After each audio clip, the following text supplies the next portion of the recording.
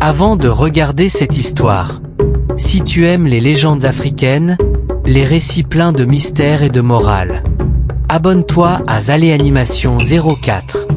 Chaque vidéo est une mémoire qui refuse de mourir.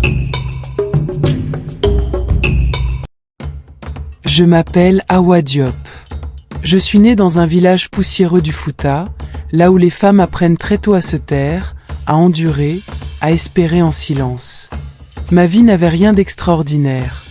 Je vendais des légumes au marché, j'élevais seul mon fils après la mort de mon mari, et je priais chaque soir pour que le lendemain ressemble au jour d'avant.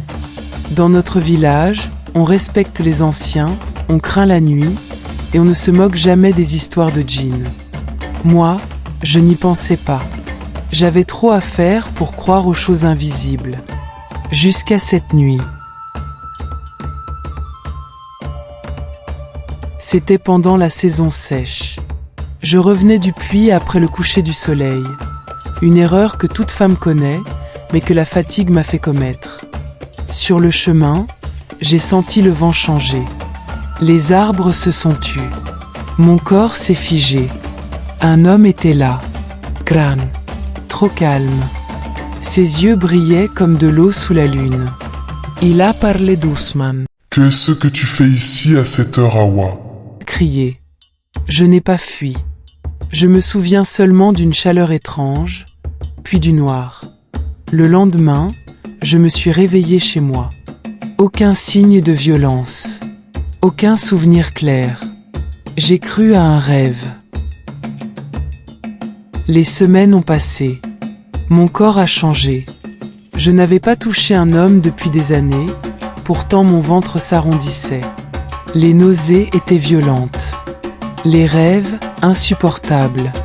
Je voyais des lieux que je ne connaissais pas, des flammes bleutées, des voix qui m'appelaient mère. Quand j'ai annoncé ma grossesse, le village a ri, puis chuchoté. Les femmes me regardaient avec mépris. Les hommes détournaient le regard. Une veuve enceinte est une honte.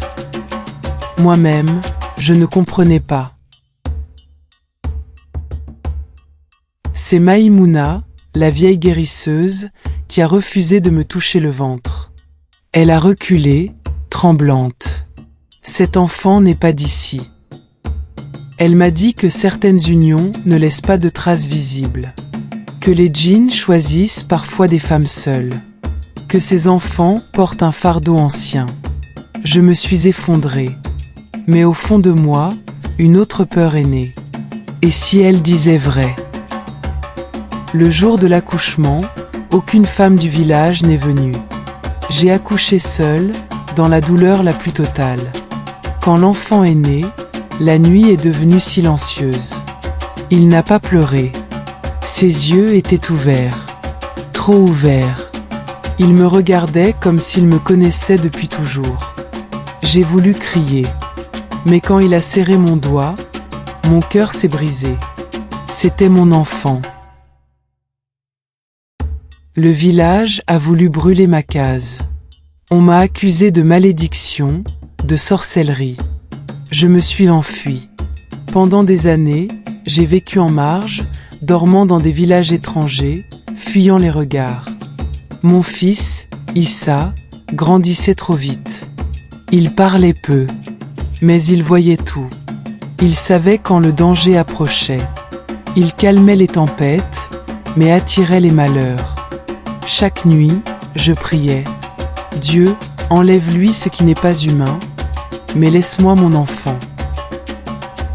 Un jour, les djinns sont revenus. Ils ont réclamé leur fils. Ils ont promis richesse, protection, paix. Mais ils m'ont demandé de le laisser partir.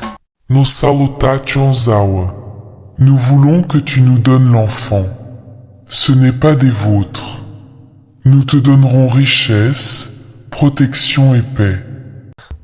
J'ai compris alors que ma vie entière m'avait mené à ce moment. Je les ai regardés et j'ai dit non. Le ciel s'est déchiré. Issa a crié pour la première fois.